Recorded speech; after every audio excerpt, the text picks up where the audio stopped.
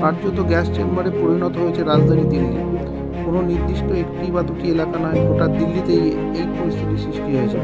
দূষিত বাতাসের জেরে প্রতিদিন হাজার হাজার মানুষ অসুস্থ হয়ে পড়ছে। হাসপাতাল, ক্লিনিকগুলিতে বাড়ছে শ্বাসকষ্ট, হাঁপানি রোগীদের ভিড়। চোখের সমস্যাও বাড়ছে ক্রমশ। এর জোরে নির্মাণ কাজ বন্ধ রাখা এবং একাধিক পদ্ধতি অবলম্বন করা হয়েছে, কিন্তু তাতেও কোনো কাজ হচ্ছে না। এখন শেষ পন্থা এখন কৃত্রিম বৃষ্টি।